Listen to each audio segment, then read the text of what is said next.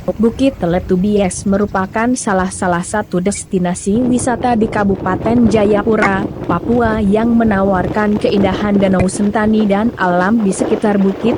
Untuk sampai ke sana dari Bandara Sentani memakan waktu sekitar 20 menit sedangkan kalau dari kota Jayapura menghabiskan waktu sekitar 1 jam 40 menit. Bagi wisatawan yang ingin berkunjung ke sana cukup membayar parkir kendaraan saja untuk motor sebesar 10.000 sedangkan mobil 20.000.